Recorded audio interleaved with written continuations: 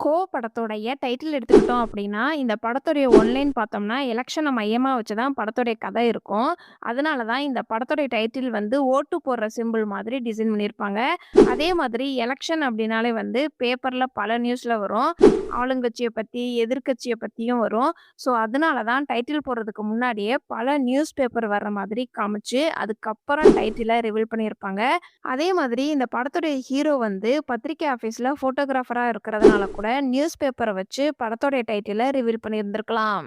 ஜீவா நடிச்சு 2011ல ரிலீஸ் ஆன படம் கோ. இந்த படத்தோடைய ஹிடன் டீட்டெயில்ஸ் தான் நாம இந்த வீடியோல பார்க்க போறோம். இந்த வீடியோல ஸ்பாய்லர்ஸ் இருக்கும். இப்ப இந்த படம் அமேசான் பிரைம் ஓடிடில அவைலபிளா இருக்குது. வேணுங்கிறவங்க செக் பண்ணி பாருங்க.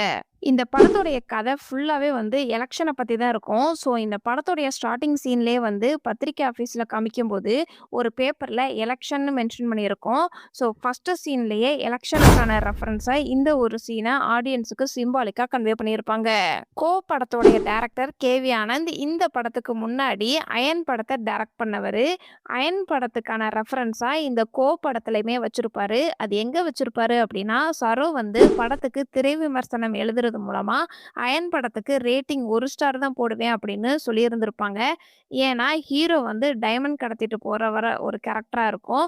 அவருக்கே கஸ்டம் ஆஃபீஸ்ல வேலை தருவாங்களாம். இதெல்லாம் ஒரு படமா அப்படின்னு கே.வி. ஆனந்தே கலாய்க்கிற மாதிரி இந்த ஒரு சீன் அமைஞ்சிருக்கும். அதே மாதிரி அந்த டேபிள்ல அயன் படத்துல வர சூர்யாவுடைய ஃபோட்டோவும் பின் பண்ணி வச்சிருக்கிறத பார்க்க முடியும். இந்த படத்துல ஜீவா வந்து ஃபோட்டோகிராஃபர் அப்படிங்கிறதுனால இந்த படத்துடைய நேம் கார்டு போடும்போது ஃபோட்டோ கிளிப்ஸோட தான் போடுவாங்க. அதே மாதிரி இசையமைப்பாளருடைய நேம் போடும்போதும் சரி, ஆர்ட் டைரக்டர், ஸ்டண்ட் மாஸ்டர் இவங்களுடைய நேம் போடும்போதெல்லாம் பிக்சரே கதை சொல்ற மாதிரி நேம பேஸ்ட் பண்ணியிருப்பாங்க. அதே மாதிரி ஜீவா வந்து பத்திரிக்கை ஆஃபீஸ்ல ஃபோட்டோகிராஃபர் அப்படிங்கிறதுனால நெறைய ஃபோட்டோ எடுப்பாரு. அதே மாதிரி கே.வி. ஆனந்தோடைய நேம் போடும்போது நெறைய பேரு ஃபோட்டோ எடுக்கிற மாதிரி ஒரு ஃப்ரேம் இருக்கும். அப்பதான் இந்த படத்தோடைய டைரக்டரோடைய பேர பேஸ்ட் பண்ணியிருப்பாங்க. இந்த படத்தோடைய பெரிய ஹைலைட்டே வந்து இந்த படத்துல வர சாங்ஸ் தான். இதுல ஒரு சின்ன சின்ன ஃபேக்ட் என்ன அப்படின்னா, அமுலி தூமலி சாங்ல ரொம்ப உயரமான இடத்துக்கு போயிட்டு சாங் ஷூட் பண்ணியிருந்திருக்காங்க. அதுவும் கீழ இருந்து உயரமான மலைக்கு ஏறும்போது ட்ரெக்கிங் மூலமா தான் வந்து ஏறியிருக்கிறாங்கன்னு சொல்லப்படுது. அதுவும் 8 ஹவர்ஸ் ஏறுவாங்க அப்படின்னு படத்தோட டீம்ல இருந்து சொல்றாங்க. அதே மாதிரி வெண்பனிங்கிற சாங் பார்த்தோம் அப்படின்னா, லிரிக்ஸுக்கு ஏத்த மாதிரியே இந்த பாட்டு ஃபுல்லாவே ஐஸ் கட்டியா பனி விழுகுற மாதிரி தான் வந்து இருக்கும். அதே மாதிரி இந்த பாட்டோடைய நைட் ஷூட்டிங் அப்ப தண்ணீல இருக்கிற மாதிரியும் காமிச்சிருப்பாங்க. என்னமோ ஏதோ சாங்ல இந்த படத்துல ஜீவா வந்து ஒரு ஃபோட்டோகிராஃபர் அப்படிங்கிறதுனால, அவருடைய வேலை பார்க்கறத மையமா வச்சு குவியமில்லா காட்சி பேலேன்னு இந்த ஒரு லைன் இருக்கும். ஸோ, இது வந்து ஃபோட்டோ எடுக்கிறதுன்னு அர்த்தம். அத சுத்த தமிழ்ல அழகா இந்த படத்தோடைய பாடலாசிரியர் எழுதியிருப்பாரு. காலேஜ் போர்ஷன்ல ஒரு சாங் வந்திருக்கும். அதுல ஜீவா வந்து ஹை ஜம்ப் தாண்டுறது மாதிரி காமிச்சிருப்பாங்க. அதனுடைய பிராக்டிஸ்ல தான் இந்த படத்துடைய கிளைமாக்ஸ்ல கன்னி வெடியில இருந்து கால தூக்கும்போது பின்னாடி கூடி விழுந்து எஸ்கேப் ஆகுற மாதிரி காமிச்சிருப்பாங்க. ஸோ, கிளைமாக்ஸ் இந்த மாதிரி தான் தப்பிப்பாரு அப்படிங்கிறதுக்காண்டி ரெஃபரன்ஸா கூட இந்த ஒரு பாட்டு மூலமாவே ஆடியன்ஸுக்கு முன்னாடியே கன்வே பண்ணியிருப்பாங்க. அதே மாதிரி வசந்தன் வந்து என்னதான் சாஃப்ட்வேர் இன்ஜினியரிங் ஸ்டாஃபா இருந்தாலும், அவருக்குள்ள ஒரு வில்லத்தனம் இருக்குது அப்படிங்கிறதுக்காண்டி ரெஃபரன்ஸா காலேஜ் படிக்கும்போது பாக்ஸிங்ல பிரைஸ் வாங்கியிருப்பாரு. ஸோ, இந்த பாக்ஸிங் மூலமா இவரும் ஒன் ஆஃப் த வில்லன் அப்படிங்கிற மாதிரி ஆடியன்ஸ்க்கு கன்வே பண்ணியிருப்பாங்க.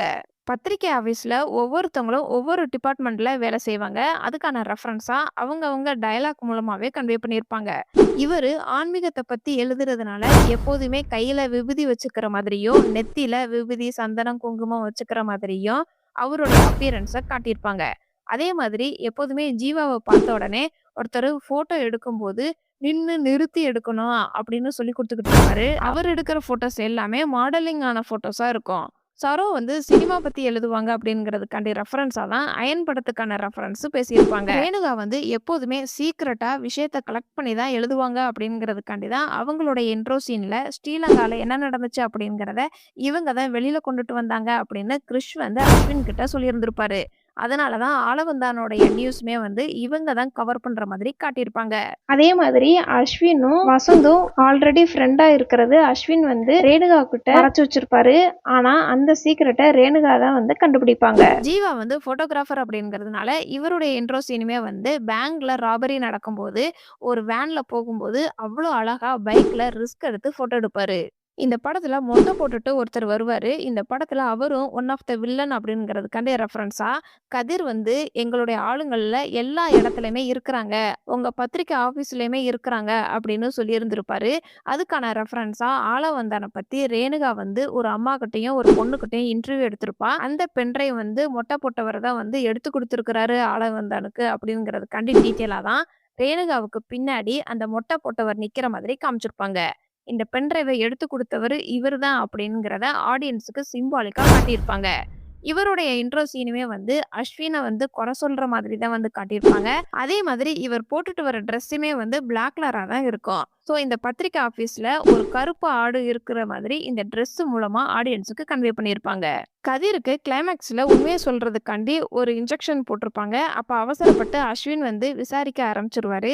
அதுக்கு கதிர் வந்து ஒரு பேண்டேஜ் போட்டதுனால நான் எல்லா உண்மையும் சொல்லிருவேன்னு நினைச்சியா அப்படின்னு சொல்லியிருந்திருப்பாரு. அந்த மருந்து வேலை செய்ய ஆரம்பிக்குது அப்படிங்கிறதுக்காண்டி டீட்டெயிலா டாக்டர் வந்து இன்ஜெக்ஷன் போட்டுட்டு ஒரு டிராப்ப விட்டுட்டு போயிருப்பாரு. அந்த டிராப்ஸ் கீழ விழுந்த உடனே மொத்த கதையும் சொல்ற மாதிரி காமிச்சிருப்பாங்க. எல்லாத்தையும் எப்படி சொன்னாரு அப்படிங்கிறதுக்காண்டி டீட்டெயிலா தான் இன்ஜெக்ஷன் டிராப்ஸ் மூலமா தான் சொன்னாரு அப்படிங்கிற மாதிரி இந்த ஒரு டிராப்ஸ் விழுகிறது மூலமா கன்வே பண்ணியிருப்பாங்க. அஸ்வின் வந்து ஃபர்ஸ்ட் சீன்ல பேங்க் ராபரி அப்ப அவருடைய பைக் வந்து ரொம்ப உடைஞ்ச மாதிரி தான் காமிச்சிருப்பாங்க. ஆனா அதுக்கு அடுத்தடுத்து வர சீன்ல அதே பைக்க தான் யூஸ் பண்ற மாதிரி காமிப்பாங்க. ஸோ இந்த பைக் மூலமா கன்டினியூட்டியும் மிஸ்டேக் ஆயிருக்கும். பைக்கை எப்ப சரி பண்ணியிருப்பாரு அப்படிங்கிறத காட்டியிருக்க மாட்டாங்க. அதே சீன்ல ஆஃபீஸுக்கு வர வழியில தான் வந்து பேங்க் ராபரி நடக்கும். ஒருவேளை 9:30ன்னு வச்சுக்கிட்டா கூட, ஃபோட்டோ எடுக்கும்போது அஸ்வினுக்கு ரொம்ப அடிபட்டுருக்கும். அப்ப ஹாஸ்பிட்டலுக்கு போயிட்டு பேண்டேஜ்லாம் போட்டுட்டு 11:20க்கு ஆஃபீஸ்க்கு வர்ற மாதிரி காட்டியிருப்பாங்க. ஸோ இங்க வந்து டைம அவ்ளோ அழகா மெயின்டெயின் பண்ணியிருப்பாங்க. ஃபோட்டோஸ் மூலமா ரவுடிகள் எல்லாத்தையுமே வந்து போலீஸ் கிட்ட காட்டி உடனே அரெஸ்ட் பண்ண மாதிரியும் அவ்ளோ அழகா கன்டினியூட்டியா மெயின்டெயின் பண்ணியிருப்பாங்க.